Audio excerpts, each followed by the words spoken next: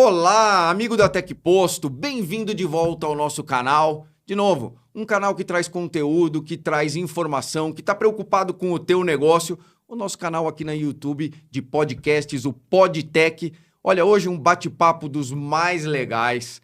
Vou apresentar uma pessoa que vem aqui falar sobre uma metodologia, uma técnica que traz eficiências no teu negócio, no teu projeto e o teu investimento passa a ser mais assertivo. De novo, obrigado pela tua atenção. Hoje, ele, que eu acabei conhecendo num projeto em comum, num grande cliente do mercado brasileiro, da revenda de combustíveis de rodovia, ele é Guilherme Oliveira. Ele que é cofundador e CEO da BRS Engenharia Integrada e que já tem mais de 8 milhões de metros quadrados assinado, uma das marcas mais relevantes em termos de responsabilidade em projetos. Engenheiro civil de formação, vai falar um pouco também sobre engenheiro mecânico, que passagem foi essa, o que é que mudou. E olha, a especialidade é em projetos em BIM. Você que não conhece vai ter uma aula hoje aqui e entender o porquê isso é relevante. Eu vou aproveitar ao longo do nosso bate-papo e referenciar as especializações do Guilherme, tá? Porque isso traz o porquê que a empresa se tornou uma das maiores referências na área de projeto. Eu não quero me antecipar porque tem muita coisa legal e pouca gente conhece um formato mais profissional de projetar. Eu vou abrir aqui, vou passar a palavra para o Guilherme, porque senão já vou queimar a largada e eu tenho muitas perguntas. Guilherme, obrigado por estar aqui com a gente hoje. É um prazer, você que se moveu lá de Porto Alegre para cá, para a gente fazer esse bate-papo hoje. Meu muito obrigado. Prazer é todo meu. Muito obrigado pela oportunidade aqui, poder mostrar um pouco mais do meu conhecimento aí para o pessoal. Espero poder estar contribuindo aí no canal. Olha, mais do que contribuindo, uma das coisas que eu tenho percebido, hoje a gente tem o mercado de engenharia. Talvez o mercado mais pujante, o mercado mais demandado, com escassez de mão de obra qualificada e que a gente tem uma dificuldade de mão de obra. Quando você vem aqui falar do sucesso que é, do porquê fazer direito, você motiva muito jovem a ingressar nesse mercado. Porque uma das coisas que nós não fazemos bem no mercado de engenharia, no mercado técnico e de construção, é da publicidade do quão bacana é quando a gente chega no final de uma obra bem-sucedida, aquela obra que tinha uma expectativa de prazo de conclusão e que assertivamente alcançou esse prazo. Acho que é uma responsabilidade nossa de fazer mais vezes, dar publicidade do quão bacana é esse cenário, concorda? Com certeza. Eu, na verdade, quando faço um projeto de engenharia, quando assino um projeto, quando eu passo alguma instrução para algum colaborador, eu sempre olho o Guilherme, lá da faculdade, do início, no primeiro semestre, né?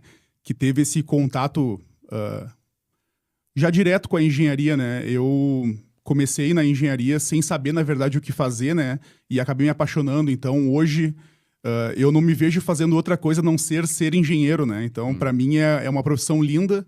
É incrível quando a gente realiza, né, projetos incríveis, né, para clientes incríveis e pessoas especiais, né, estão envolvidas nesses projetos.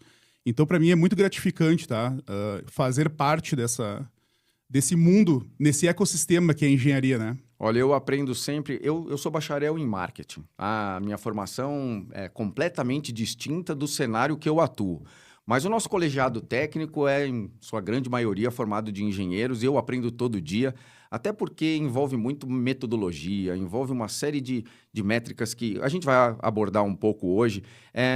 E me diz um pouco, o que te motiva a abrir a BRS? A BRS ela veio, na verdade, de uma motivação um pouco polêmica, tá?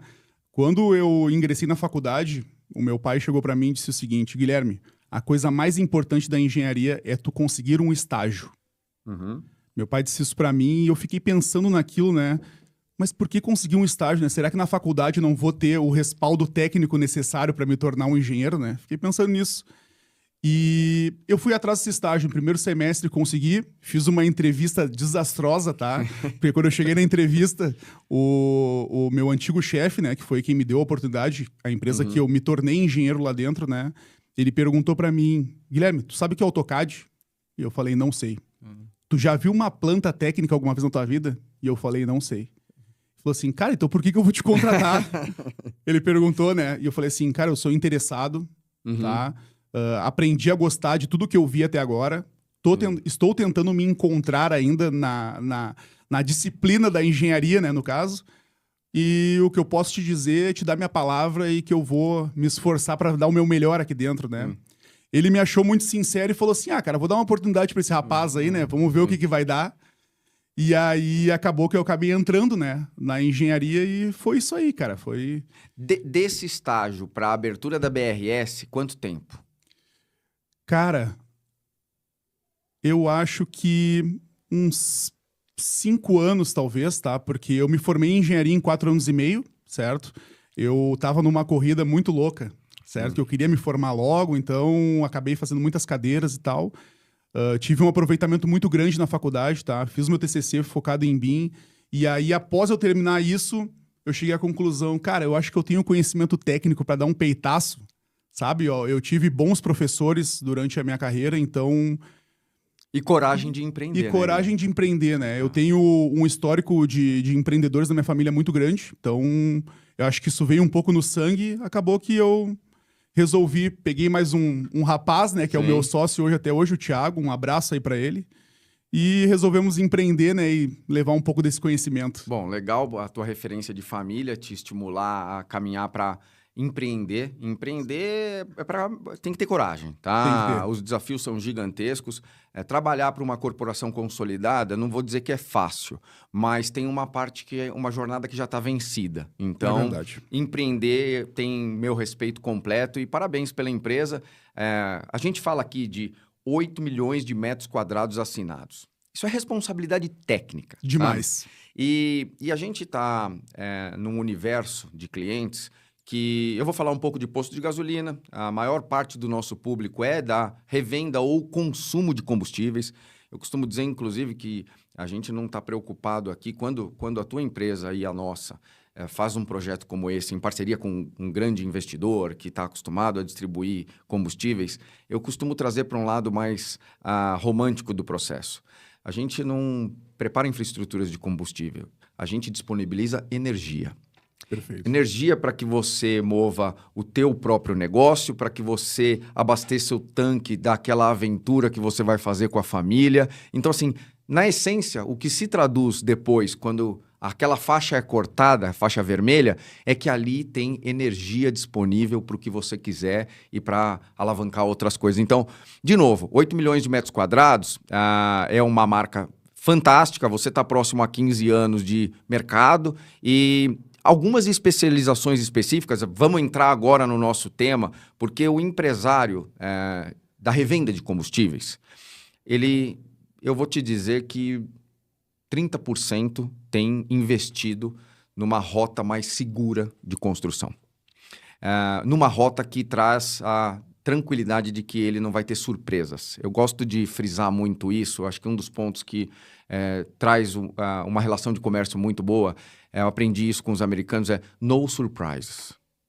Cara, tudo pode acontecer, mas não pode ser uma surpresa. Não pode ser uma surpresa. Um bom planejamento antevê, inclusive, as falhas, os problemas e como isso se desdobra.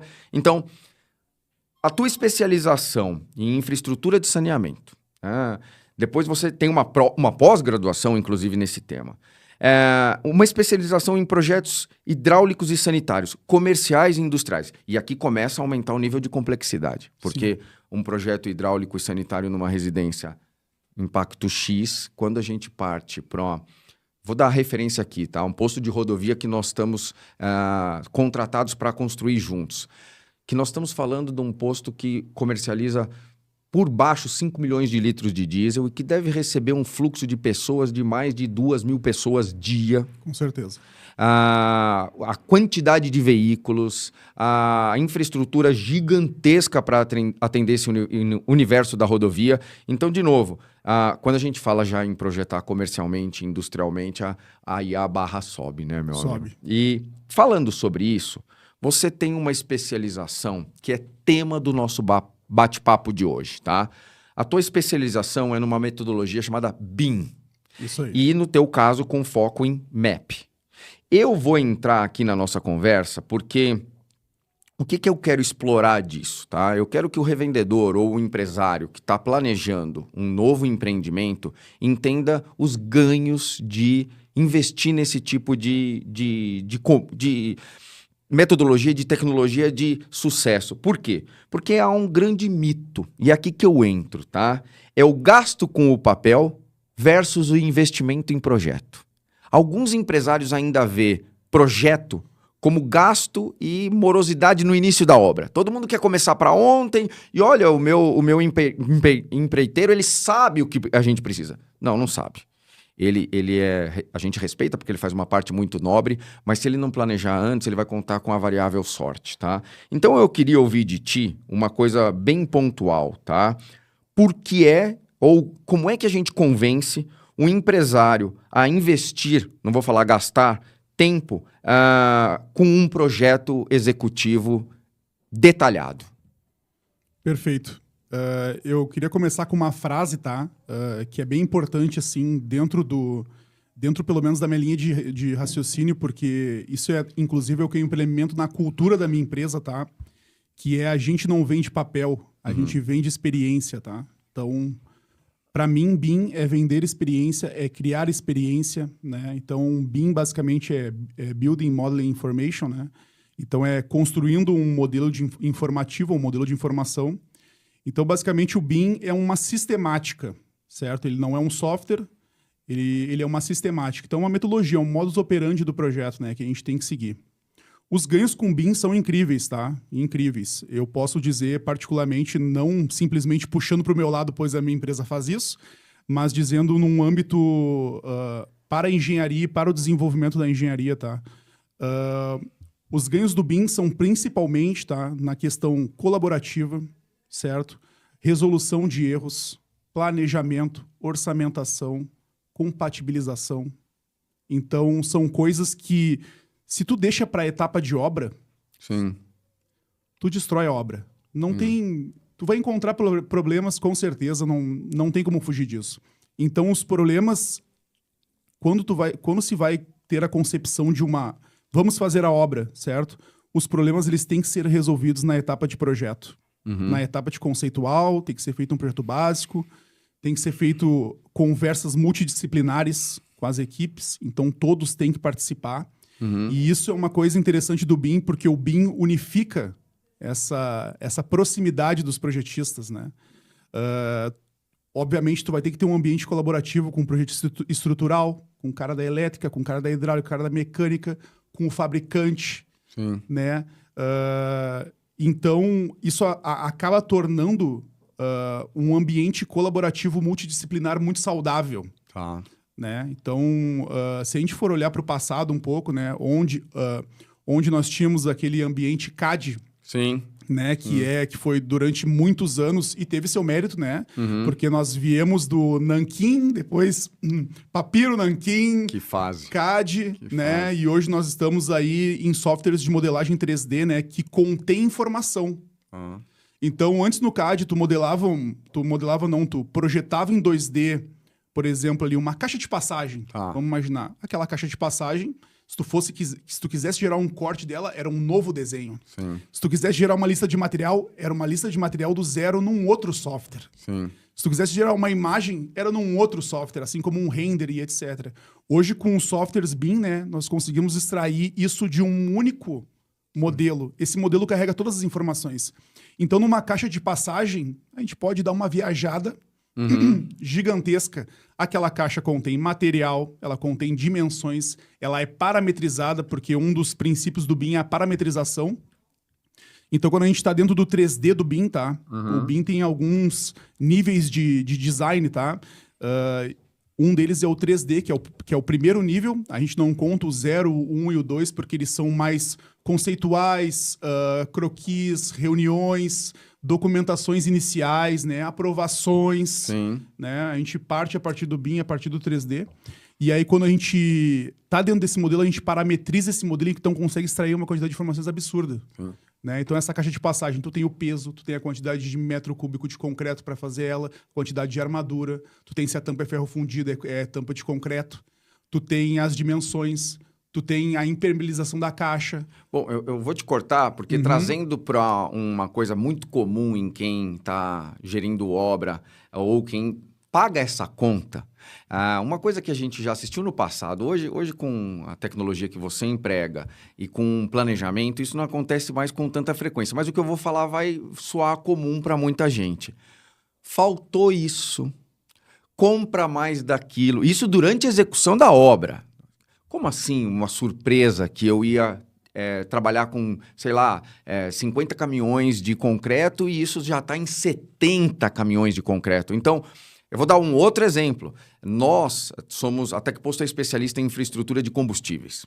E quando a gente começa a olhar um posto, pouca gente conhece a infraestrutura subterrânea, mas são quilômetros de tubulações de combustíveis que vão concorrer com toda a parte pluvial, sanitária, elétrica e todo mundo querendo garantir o seu espaço e a sua facilidade de condução. Porque também uma expectativa do empresário é o seguinte: cara, façam isso da forma mais econômica possível. Evitem conflitos, mas lógico que você vai puxar a sardinha para a tua parte de saneamento, né? O que é mais coerente em empregar em termos de, olha, isso aqui vai passar por aqui, isso aqui vai passar por lá. Nós também. Uma das coisas que a gente explora muito é, por exemplo, não ter sobreposição de tubulação. Hoje, quando você está construindo, tudo muito fácil, mas depois você vai precisar dar uma manutenção e, acredite, Guilherme, tem muito posto de gasolina sendo construído que ninguém sabe por onde passou o quê. Não tem nem nada descrevendo. Foi mesmo a gosto e a habilidade do empreiteiro, que já fez vários. É aquele cara que liga dizendo que faltou um pouco disso e um pouco daquilo durante a obra, mas o empresário que nos ouve... E por que eu estou falando isso? Porque o cliente que a gente atendeu é uma empresa, um grupo econômico de alta envergadura, com muita expertise. Investir em segurança é algo que para ele é rotina. Mas no nosso mercado de postos, ainda tem o seu Manuel, que tem 5, 6 postos, que tem postos de rodovia e que vem fazendo de forma artesanal. O nosso bate-papo hoje aqui é traduzir para ele que esse investimento, que eu costumo dizer o seguinte: percentualmente é inexpressivo quando você olha o todo. Projeto em BIM, contratar a tua empresa, contratar a minha. Percentualmente, ele é impacto quase nulo no todo.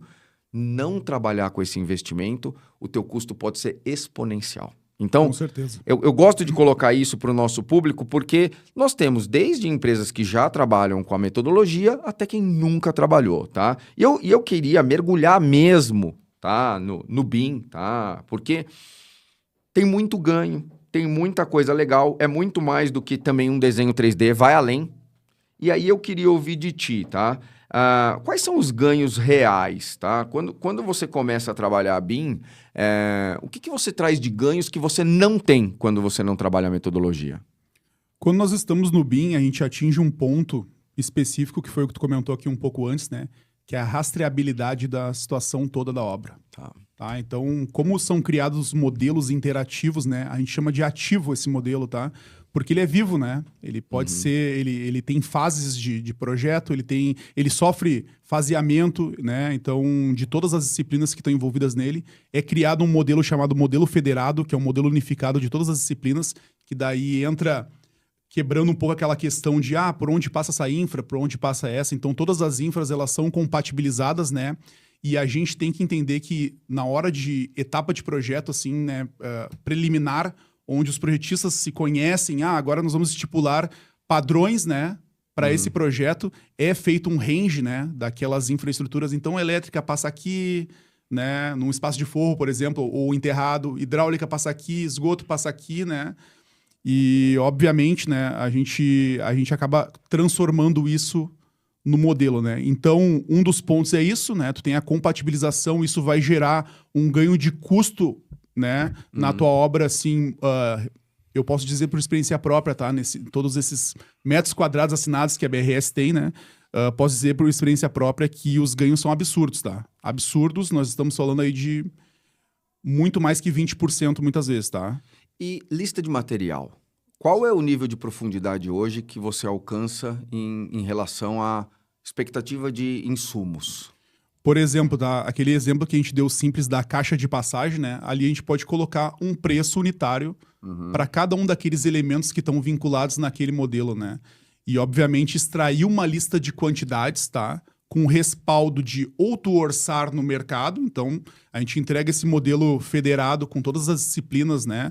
Cada uma, respectivamente, com seus quantitativos de material. Então, tu tem a possibilidade de ou orçar no mercado ou tu mesmo agregar o orçamento, o preço, né, a esse modelo e fazer essa extração. Então, a lista de material que a gente tira hoje é uma lista extremamente real, tá? A gente pode, inclusive, colocar quebra nessa lista, se a gente quiser. A gente pode deixar simplesmente nula, né? Sem quebra nenhuma. Pode colocar fatores de segurança, então, né? Então, mas hoje é extremamente preciso. Tudo que se modela é possível extrair. Porque tu tá carregando um modelo com informação. Eu imagino o quão confortável fica o departamento de compras uma vez que recebe essa listagem. Nossa, porque ele recebendo isso, inclusive, com tempo, ele recebendo isso com espaço para negociar, eu lido com muitos compradores, tá? E o comprador moderno hoje, ele prefere uma parceria do que uma oportunidade de redução de preço.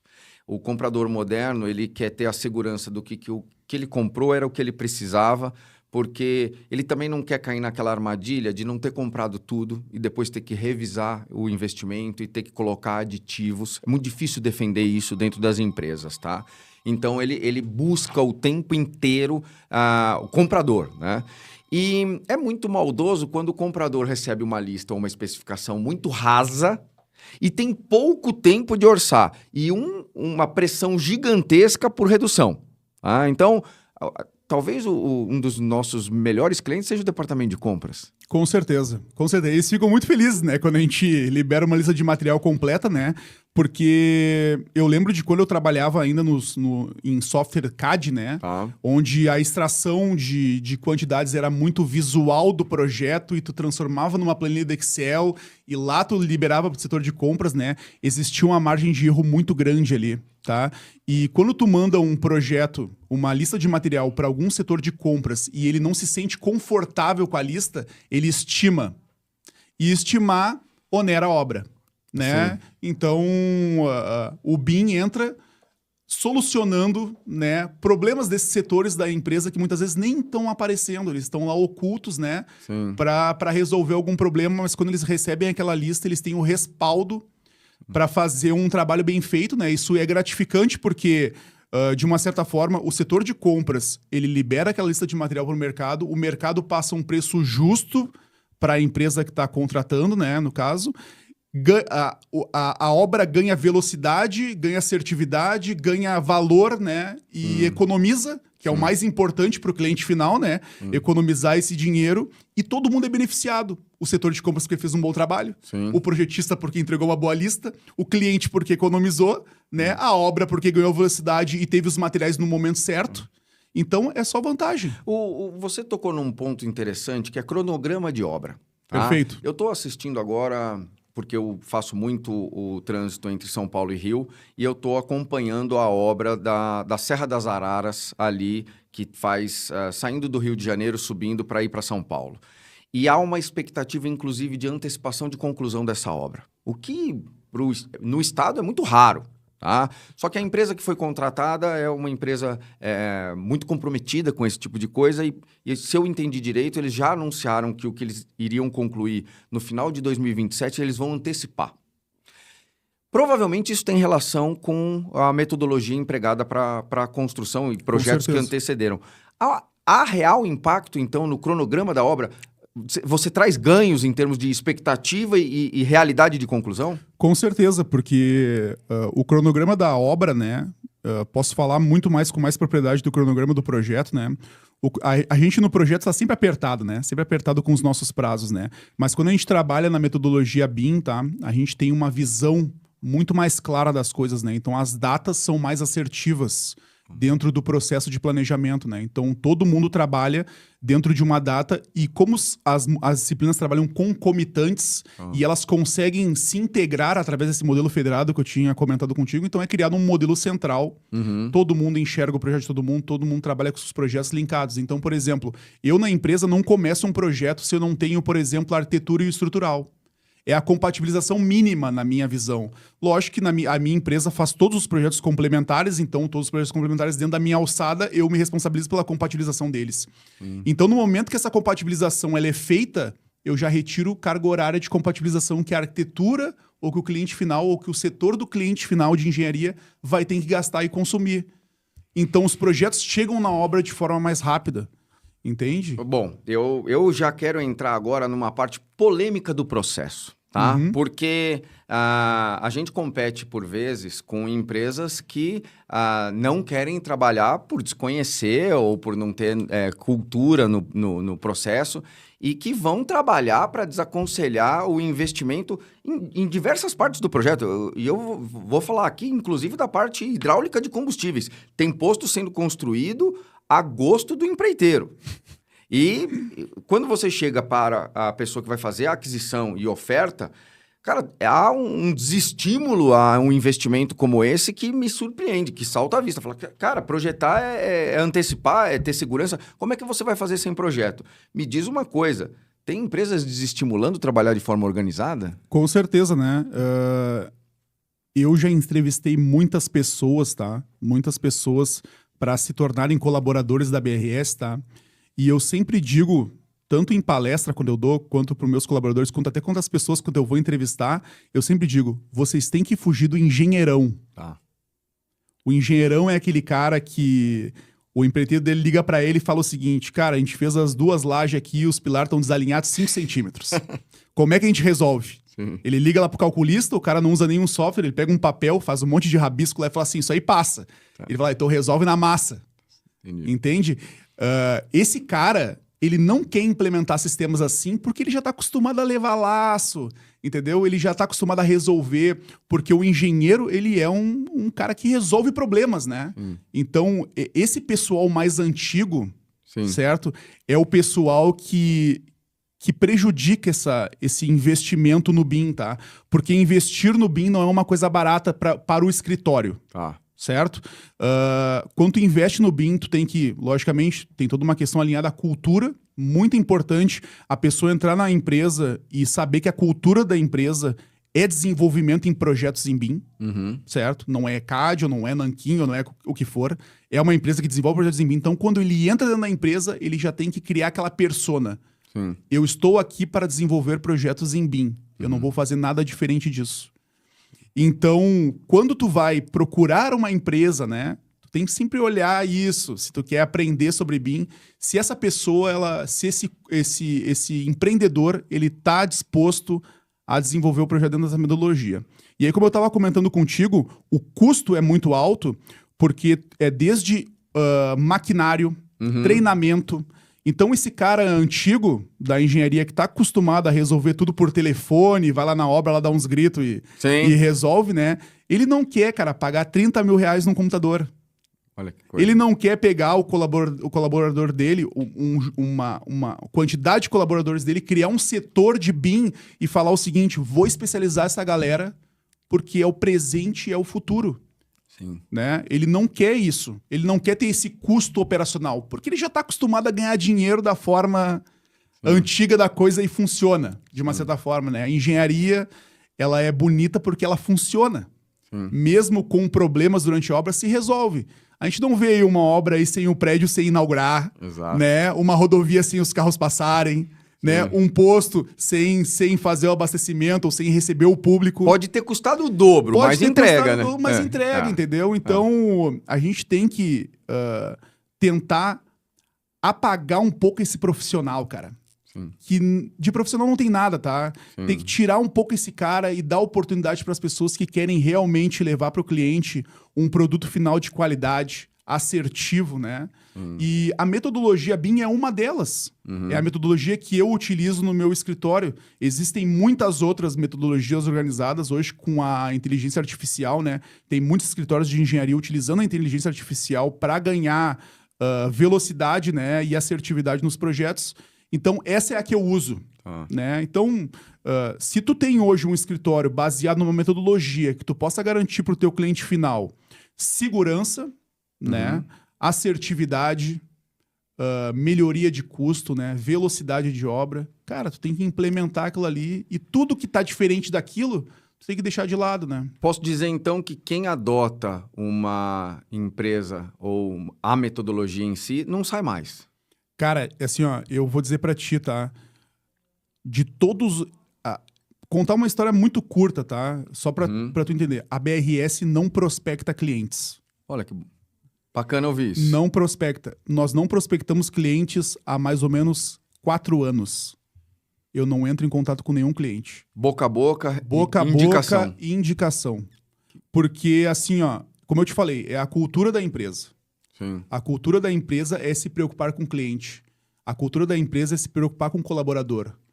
Na BRS nunca teve uma afirmação muito complexa, né? Muitas vezes nós tivemos já pessoas que quiseram sair da empresa por outros motivos, né, e tal, mas a nossa desistência de colaboradores de pedirem para sair é muito pequena.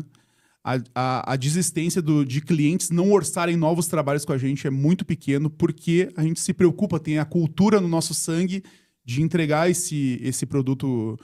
Então, assim, a BRS ela não prospecta justamente porque quando tu fecha um projeto comigo, esse projeto tem o olhar do dono.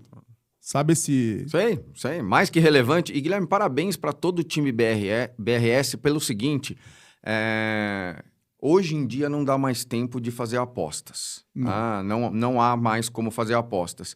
E é bom ouvir isso porque a gente também... já entendeu que tem clientes que não são para nós. Temos que demitir eles, né? E esses clientes, cara, vão virar um problema futuro.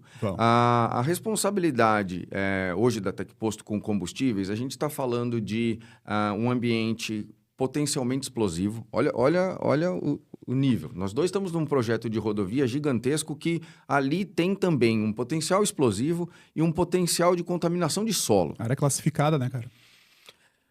Essas duas exigências são muito normativas, né? E negligenciadas por vezes. Eu entendo o seguinte, quando alguém projeta em BIM, é assim que fala, projetar em BIM? Quando alguém projeta em BIM, o as-built, o como foi feito, nasce pronto. Não precisa ser desenhado depois. Olha, vamos lembrar aqui, deixa eu pegar um pedaço de papel e marcar aqui, olha, o tubo... A canaleta, a tubulação tá aqui. Não, ele nasce pronto. Eu tenho ganhos... por exemplo, o mercado de postos, ele é uma coisa interessante porque ninguém tem um posto só. Ele depois tem 2, tem 3, tem 10, tem 15. Há como padronizar? Tem algum ganho de padronização? Por que eu falo isso? Porque faz um primeiro. Se você conseguir construir um posto 100% igual, né? Se o terreno for muito parecido, provavelmente você vai replicar o projeto. Tem correções. Mas há como padronizar? Há como criar uma modelagem padrão? Com certeza, com certeza. Hoje, essas modelagens padrões, elas são muito utilizadas dentro do BIM, tá? Até fugindo um pouco dessa questão do posto, né? Porque ainda não participei de um projeto de posto que a gente usou né, um padrão, a gente utilizou a mesma sistemática, né, mas não um padrão modular que se encaixa naquele novo terreno, né, mas um exemplo de empresas que usam muito esse padrão são construtoras, por exemplo, Minha Casa Minha Vida. Pô, que legal. O que acontece? A construtora já tem todo o projeto da torre, aquelas torres de 4 pavimentos, né, pronto. O que eles só dão uma verificada? Fundação, a torre chega lá pronta, com quantitativo, com tempo estimado, com planejamento pronta. Por isso que consegue ofertar nos valores que ofertam. Por isso que ofertam os valores que ofertam e tem essa velocidade e assertividade. Bom, é ótimo ouvir isso, tá? De novo, a gente vai puxar sempre por uma melhoria, por padronização. E é legal ouvir que se aplica não só a um posto de gasolina, Mas Qualquer que se projeto. aplica a todos os projetos e quanto maiores forem, mais essencial isso se torna. Com certeza. E eu queria ainda ouvir de ti o seguinte, inteligência artificial, você tocou num ponto que é, talvez, vamos dizer, todo mundo está falando. Eu vejo segmentos que têm aplicado muito pouco e segmentos que têm aplicado bastante, tá? Uma das tranquilidades que eu trago, porque há primeiro uma demonização da inteligência artificial, o que ela vai tirar, mas ela não diz o que ela vai entregar, ela, vamos dizer assim, publicita menos. E eu vejo que o responsável, os 8 milhões de metros quadrados assinados, tem um responsável por detrás. Com certeza. Você pode usar a ferramenta de inteligência artificial que for, mas tem um CNPJ responsável por aquilo. Isso nunca vai deixar de existir. Ninguém vai delegar uma inteligência artificial e quando der ruim, liga lá no software e critica ele. Não. Então, assim, eu vejo o seguinte, a inteligência artificial entrando para o que a gente chama de excelência operacional, para que a tua empresa e a minha façam de forma mais veloz, mas não deixa de ter que ter muita especialização e conhecimento para validar. Como é que está a inteligência artificial no teu negócio hoje? Eu queria começar até por um pensamento meu polêmico, tá? Eu sou muito contra certas automatizações em projetos de engenharia, tá? Tá. Não confio em software que faz cálculo automático, que tu bota meia dúzia de informação e sai fazendo cálculo. Não confio em nenhum desses, tá? Assim como não confio também em alguns critérios da IA, Tá. né? O engenheiro ele não pode ser substituído pela IA, tá? A IA ela tem que vir como aliada para facilitar e dar velocidade, né?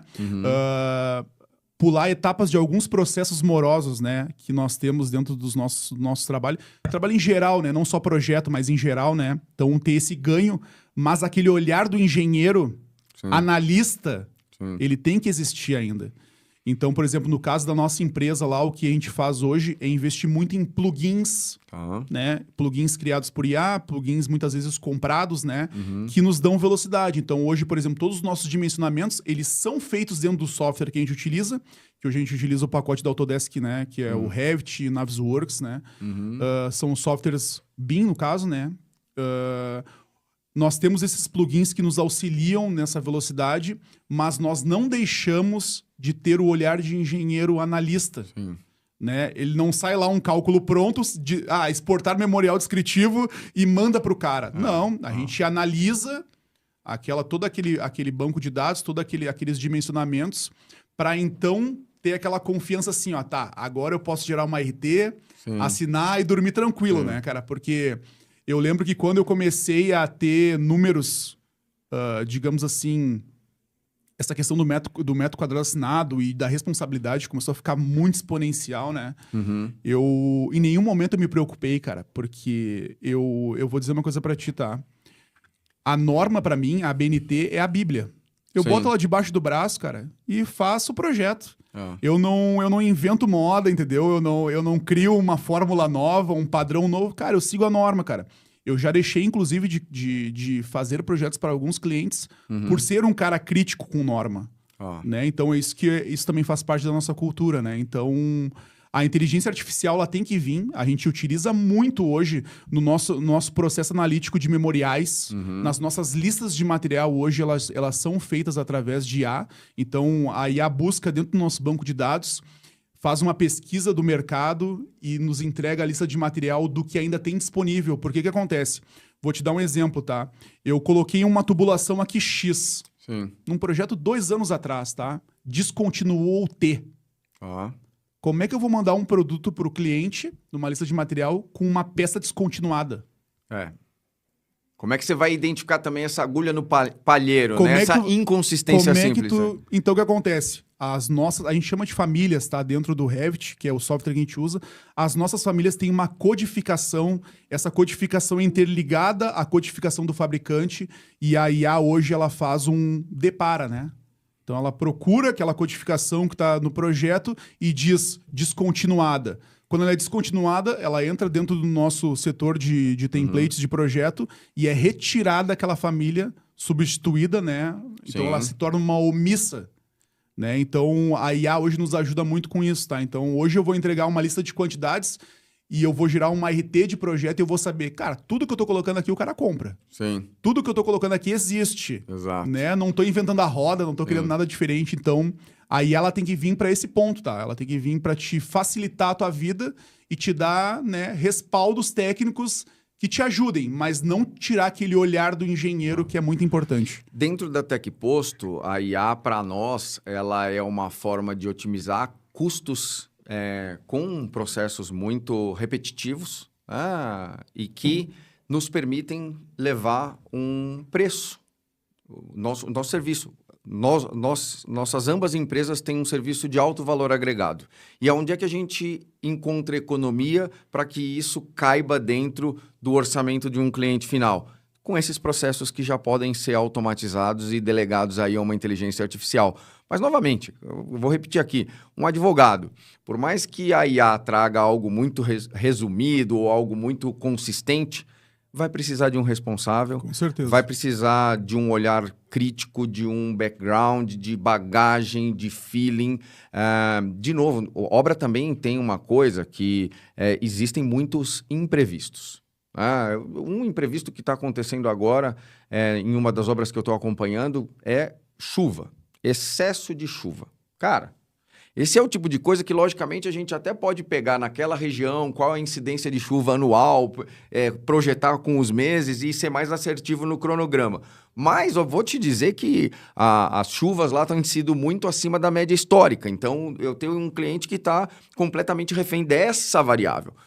Olha, esse cliente não abre mão, talvez, ou não descarta a próxima obra ele fazer uma cobertura completa para isso já não ser mais um problema a ele administrar. Até porque cada dia que ele não abre o negócio é um dia de lucro cessante, é uma preocupação.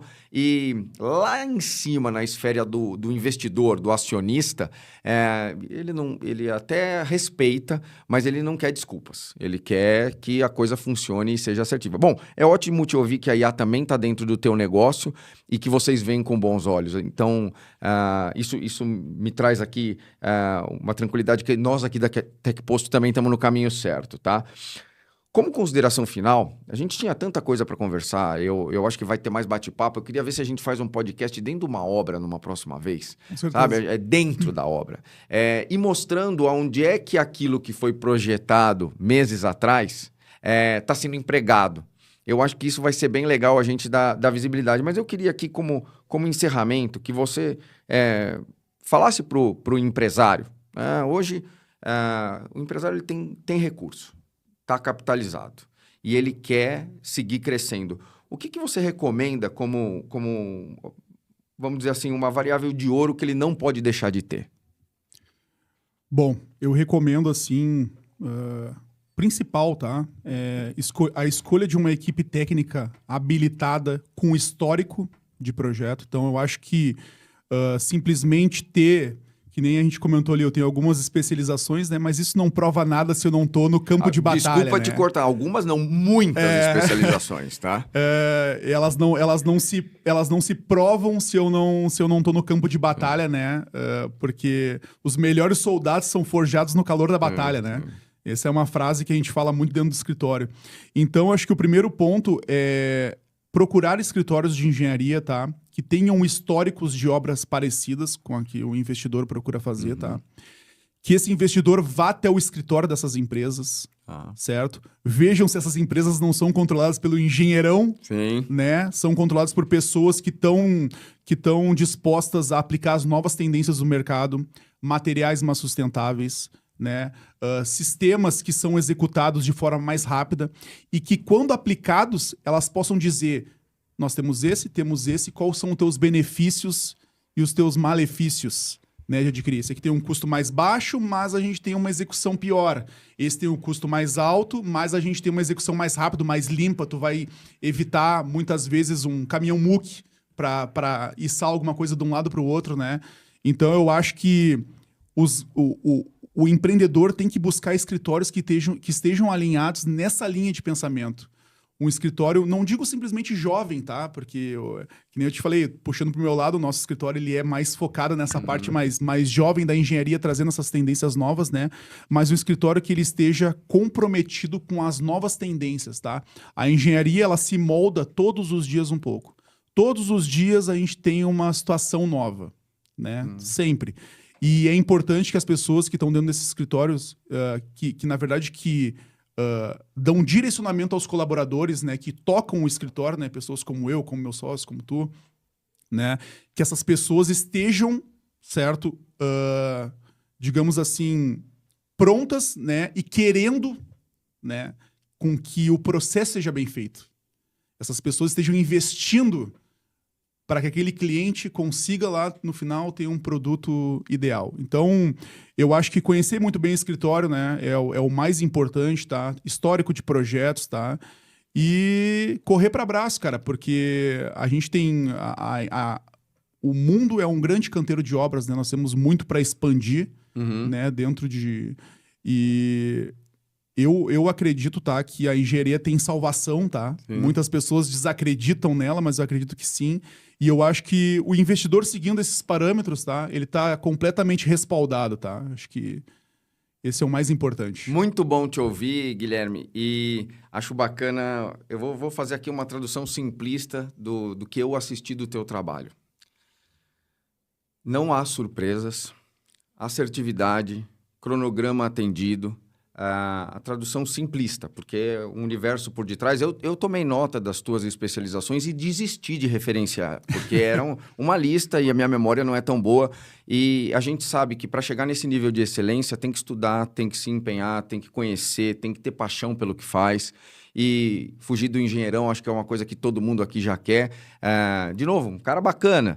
Só que um cara que custa e desperdiça e que não dá mais no mercado atual para ser dessa forma. Parabéns pelo trabalho. A gente vai se encontrar muito e vamos dar publicidade disso. Quem busca fazer de forma assertiva, BRS está aí à disposição. Parabéns pelo trabalho, toda a equipe de vocês, tá bom?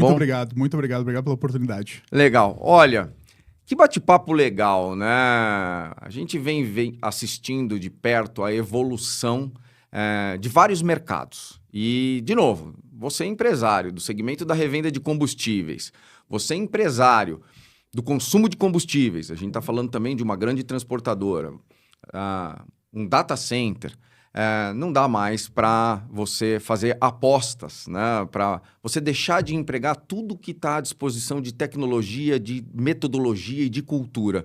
Então, o bate-papo de hoje é rico, a forma correta de que o que você tem de expectativa vai ser entregue à altura. A gente não falou no bate-papo, mas às vezes os empresários constroem negócios para vender para terceiros.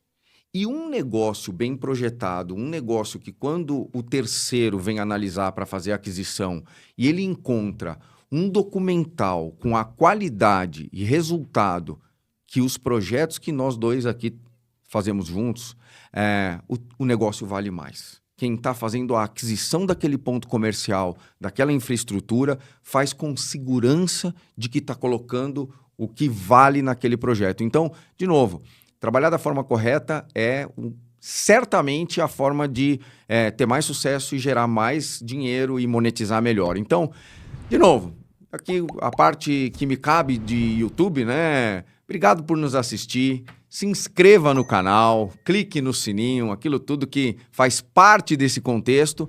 E eu certamente volto com o Guilherme para a gente fazer um novo bate-papo em breve. Obrigado pelo teu tempo.